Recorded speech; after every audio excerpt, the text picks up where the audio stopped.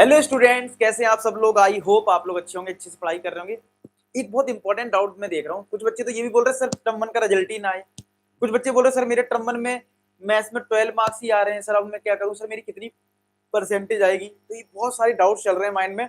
I hope आपके mind में भी डाउट्स चल रहे होंगे सर टर्म वन का जो रिजल्ट है वो अगर मान लो आ जाता है और उसमें नंबर कम होते हैं, इनकेस मतलब मार्क्स वैसे भी टर्म वन में आपको रिजल्ट प्रॉपर नहीं आएगा तो उसमें मार्क्स बता दिए जाएंगे कि अब आपको सर मार्क्स बता दिए वही तो रिजल्ट होता है। तो रिजल्ट होता है फाइनल, मतलब जब आपकी परसेंटेज लिख के आ जाए, आपके टोटल मार्क्स लिख के आ जाए, ये सिर्फ मार्क्स बता देते हैं। जैसे फॉर एग्जांपल स्कूल वाले होते हैं ना, बोले तुम्हारे बेटा मैथ्स में 10 है, फिजिक्स में इतने, केमिस्ट्री में इतने, सब बता दिए। अब आपसे बोले परसेंटेज तो आप निकाल लेते हो, लेकिन अभी आप इंटरनल मार्क्स, प्रैक्टिकल मार्क्स वो तो आपने ऐड नहीं किए, तब जाके आपकी रिजल्ट फाइनल बनता है। तो वो रिजल्ट तो बाद में आएगा, लेकिन मार्क्स की बात करें तो उस बिहाफ पे अगर आप देखें तो यहाँ पे क्रूशियल है कि परसेंटेज क्या आएगी। दूसरा एक और केस है, अगर इन केस मतलब कोरोना केसेस बहुत ज्यादा बढ़ जाए, एक्सट्रीम केसेस में आ जाए, ठीक है, एक्सट्रीम केसेस हो गए, मतलब कोरोना केसेस बहुत ज्यादा बढ़ गए, पेपर हो ही नहीं पा रहा टर्म टू, मतलब पूरी कोशिश कर ली, हालांकि इसके चांसेस जो है वो 1% से ज्यादा नहीं है, ठीक है, लेकिन अगर इनकेस यही परसेंट 1% ही अगर हो गया तो क्या होगा, उस केस में तो आपके टर्म वन के जो मार्क्स है उसी बिहाफ पे कहीं ना कहीं टर्म टू के भी मार्क्स मिल जाएंगे और आपका रिजल्ट बन जाएगा। उस केस में क्या परसेंटेज बनेगी, ये बहुत दिक्कत है। और मुझे लगता है काफी बच्चों के पेपर टर्म वन के खराब भी हुए हैं, जैसा कि मैं कमेंट सेक्शन में देखता हूँ। तो आप लोग मुझे बताना आपको कमेंट टर्म वन का पेपर कैसा हुआ, मतलब अच्छा हुआ है, बहुत अच्छा हुआ है, कैसा है, आप लोग जरूर बताना। फिलहाल मैं आपको एक कैलकुलेशन बताता हूँ टर्म वन और टर्म टू की। पहला मैं वो केस लेता हूं जिसमें कि टर्म वन आपका खराब हो गया है, मान लो फॉर एग्जांपल आपके मैथ्स में मार्क्स सिर्फ और सिर्फ 20 आ रहे हैं, ठीक है, साइंस में आपके मान लेते हैं 25 आ रहे हैं, ठीक है, और अगर एसएसटी की बात करें तो यहाँ पे भी आपके मान लो 20 ही आ रहे हैं, ठीक है, और अगर मान लो आपका इंग्लिश इंग्लिश तो हो गई सबका, ठीक है, इंग्लिश की अगर मैं बात करूँ तो इंग्लिश मान लो आपके चलो ठीक ठाक आ रहे हैं 20, जब 30 कर लेते हैं इसमें, ठीक है, ठीक ठाक आ रहे हैं। और अगर आपका हिंदी है या कोई और ऑप्शनल सब्जेक्ट हो सकता है, ठीक है, तो अगर उसमें मार्क्स की बात करें तो ये हो गए, चार तो तुम्हारे मेन हो गए यहाँ पे, और हिंदी है, किसी का कोई हो सकता है आईटी ले रखा हो, कोई संस्कृत ले रखा हो एडिशनल सब्जेक्ट में भी, तो मैं कोई 5 सब्जेक्ट ले रहा हूँ और मान के चल रहा हूँ उसके अकॉर्डिंग परसेंटेज। मान लो हिंदी ले रखा है, उसमें मान लो 25 ही, ठीक है। तो अगर इसके बिहाफ पे देखें कि हमारा फाइनल रिजल्ट कितने तक पहुंच सकता है मैक्सिमम, मतलब अगर मेरे ये मार्क्स आएंगे और इन केस टर्म वन के बिहाफ पे अगर नंबर मिलेंगे टर्म टू में, तो मेरी मैक्सिमम परसेंटेज कितनी आ सकती है अगर टर्म टू कैंसिल हुआ, जिसकी चांस 1% है। और फिर थोड़ी देर बाद हम ये भी डिस्कस करेंगे अगर टर्म टू हुआ तो क्या होगा। दूसरा, हमें किसके लिए प्रे करना है, कैंसिल के लिए या टर्म टू होना चाहिए, तो इन सब पे बात करेंगे डिटेल में। चलो ये हो गया।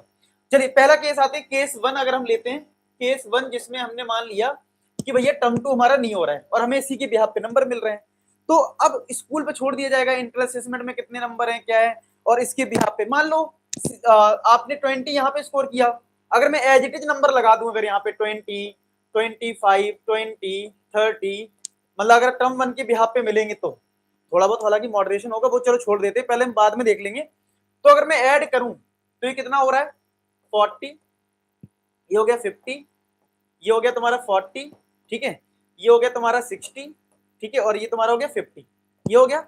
आई होप आप समझ पा रहे होंगे। चलो 20 नंबर जो इंटरनल असेसमेंट के हैं, अब उसमें तुम्हें फुल तो नहीं मिलेंगे अगर तुम्हारे नंबर कम आ रहे हैं, टीचर उसमें भी तुम्हारे नंबर काटेंगे, तो चलो सब में 15 ऐड कर दो, सब में 15 ऐड कर देते हैं। तो अगर मैंने सब में 15 ऐड किए तो आपको कितना आ रहा है, देखो यहाँ से 55, ठीक है, यहाँ पे आपका आ जाएगा 65, यहाँ पे आ गया 55, यहाँ पे आ गया 75, यहाँ पे अगर कहीं मिस्टेक हो जाए तो यार वो इग्नोर कर देना, ठीक है, तो यहाँ पे 6 आ जाएगा 65, इस तरीके से ही आ जाएगा, देख लो जरा। तो हमारा यहाँ पे 55 हो गया, 65 हो गया, 55 हो गया, 75 हो गया, और ये तुम्हारा 65 हो गया।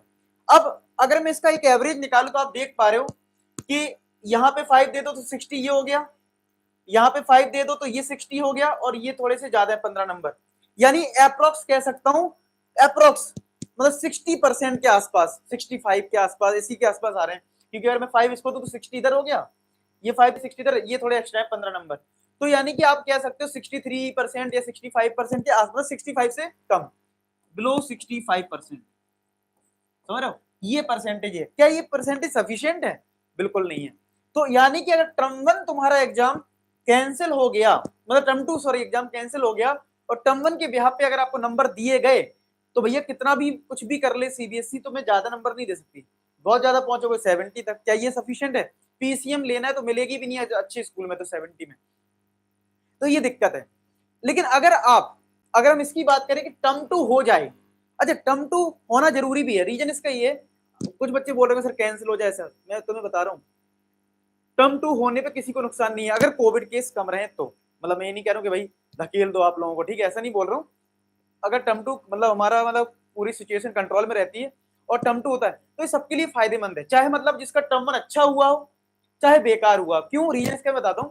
टर्म टू आपका सब्जेक्टिव है सीबीएसई के अकॉर्डिंग, अभी तक सब्जेक्टिव पेपर में नंबर खुल के दे दिए जाते हैं। जैसे फॉर एग्जांपल मैं अपनी बात करूं, मैं जब कॉपी चेक करता हूं तो मुझे पता है अगर पेपर हार्ड है तो मैं थोड़ी लीनियंट कॉपी चेक करूंगा, ठीक है।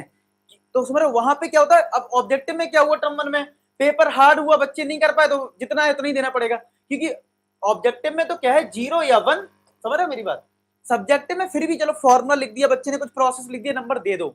और कई बार सीबीएसई की तरफ से इंस्ट्रक्शन होती है पेपर हार्ड है, टीचर कॉपी लीनियंट चेक करें, ठीक है। ये चीजें होती हैं, मतलब इंटरनली होती है, ये आपको बताई नहीं जाती कुछ भी चीजें, ठीक है। ये सब चीजें होती रहती हैं। आपने देखा ना, मैंने हमेशा बोला है कि सीबीएसई में आप देखो कि जितना मैं एक्सपेक्ट करता हूँ इस बच्चे से कि भाई इसके 50 आएंगे, उसके 65 तक आ जाते हैं।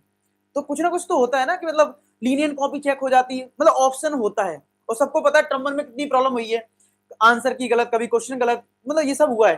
तो सीबीएसई को ये पता है उसका रिजल्ट खराब हो सकता है, तो वो कुछ ना कुछ ऐसा करेंगे जिससे आप अगर थोड़ा अच्छे से लिख के आओगे, चीजें करके आओगे, कुछ रिलेटेड लिख के आओगे, तो फेल तो वैसे ही नहीं हो सकते हो। तो इसलिए टर्म टू अगर हो जाता है, अगर मैं मान लेता हूं टर्म टू अगर कर लेते हैं, अगर हम इस दूसरे केस पे आते हैं जिसमें मान लेते हो टर्म वन में, तो आपको समझ में आ गया ना। अगर इतने नंबर तुम्हारे इसके आसपास है बता देना, आप लोग अपने टर्म वन में मार्क्स लिखना, मुझे कमेंट सेक्शन में बताना टर्म वन में तुम्हारे मार्क्स कितने थे। अच्छा एक चीज मैं और आपको बता दूं कि आप लोगों ने जो कोऑर्डिनेशन को, मैंने जो आपका टर्म टू का ट्रैकर बनाया है, कुछ बच्चे हैं जो कोचिंग नहीं जाते हैं, कहीं नहीं कर रहे हैं, तो मैंने आपको पूरी तरह से पूरा टर्म टू का स्ट्रक्चर्ड प्लान करके पढ़ा रहा हूँ, जिसमें कोऑर्डिनेशन करवा दिया, एपी पूरा हो गया। ये तो मैंने 2 वीडियो लगाए, आपने बहुत प्यार दिया, 2 लाख और 1 लाख व्यूज हो चुके हैं। आप भी पढ़ सकते हैं अच्छे से। क्या करना है, सीक्रेट फोल्डर क्लास 10 का मैंने यहाँ पे दे रखा है, यहाँ पे ट्रैकर पे जाना, सारी स्टडी कर सकते हो, सब कुछ इसमें यार, 10th का जितना भी कंटेंट हो सकता है, चाहे वो इंपॉर्टेंट क्वेश्चन हो चाहे कुछ भी हो, सब कुछ है जो एक अच्छी कोचिंग में होता है, ठीक है। कैसे मिलेगा, कमेंट सेक्शन में कर देना, आई वांट सीक्रेट फोल्डर, मिल जाएगा। साथ के साथ मैंने एक चीज और ऐड की है, बच्चों का इतना प्यार रहा तो मैंने सोचा कुछ और किया जाए, तो मैंने आपको व्हाट्सएप नंबर भी दे रखा है, बस इस पर कॉल मत करना, बहुत अच्छे कॉल करते रहते हैं, फोन दिन भर कॉल पे ही चला जाता है। प्लीज मेरी रिक्वेस्ट है व्हाट्सएप करें, जब मैं फ्री रहूंगा तो मैं कोशिश करूंगा आपको रिप्लाई करने का, ठीक है। तो अब सोचो इतनी तरीके से आपको मैं कनेक्ट करने की कोशिश कर रहा हूँ इस अभियान में। इसको ये मत सोचो कि एक चैनल है, ये हमारी एक फैमिली और एक अभियान है, हर उस बच्चे तक पहुंचना जिसको जरूरत है, और फ्री में कंटेंट पहुंचाना है जिस बच्चे को जरूरत है, ठीक है। चाहे वो अमीर हो गरीब हो, इससे कोई फर्क नहीं, हर बच्चे को एक क्वालिटी एजुकेशन मिलनी चाहिए, हम सबका अधिकार है, ठीक है। चाहे वो फ्री हो चाहे वो थोड़ा पैसा दे, वो डिपेंड करता है। फिलहाल मेरी तरफ से अभी फ्री है, आप फ्री में एंजॉय करें, अच्छे से पढ़ाई करें, ठीक है। चलिए, तो इतनी सारी चीजें हैं। फिलहाल हम बात कर रहे हैं टर्म टू में अगर हमारा पेपर हो जाए तो कितना बेनिफिट है। देखो रीजन इसका ये है कि अगर टर्म टू हो जाता है तो मैं आपको एक चीज बता दूं, पेपर हार्ड भी आएगा ना तब भी आपके ठीक ठाक मार्क्स आएंगे। अगर आपके 20 आ रहे हैं ना, तो टर्म टू में मैं इतना मान लूंगा कि सब में 30 एक एवरेज मान लेता हूँ, कभी कम हो सकता है कभी ज्यादा। जिस बच्चे के 20 की रेंज में मार्क्स है ना टर्म वन में, उन सबके बच्चे के नंबर 30 आ जाएंगे, मैं इतनी गारंटी आपकी ले लेता हूँ, क्योंकि सब्जेक्टिव में ऐसा हो जाता है। कभी कभी और ज्यादा आ सकते हैं, जो सिंपल आ गया आपने कर दिया, थोड़ी मेहनत भी करो, ऐसा नहीं कुछ लिख के नहीं आ रहा कुछ भी। देखो यहाँ पे ये नहीं कि कुछ भी लिख दो, बात है कि तुम्हारी जितनी भी एक्सपेक्टेशन होगी उससे तुम्हें अच्छे नंबर मिलेंगे, ठीक है। तो अगर इनको हम ऐड करेंगे तो यहाँ पे परसेंटेज आपकी कैसे बढ़ेगी। देखो एक तो ये, अगर मैं यहाँ पे देखूं तो ये 50 हो गया, यहाँ पे कितना हो गया 55 हो गया, ये 50 हो गया, यहाँ पे 60 हो गया, यहाँ पे 55 हो गया। अब अगर मैं 15 यहाँ पे ऐड कर देता हूं तो मेरा जो स्कोर है वो कितना हो जाएगा, ठीक है। ये 65, यहाँ पे ये 70 हो गया, ये तुम्हारा 65 हो गया, ये तुम्हारा 75 हो गया, और ये तुम्हारा 60-70 हो गया, ठीक है।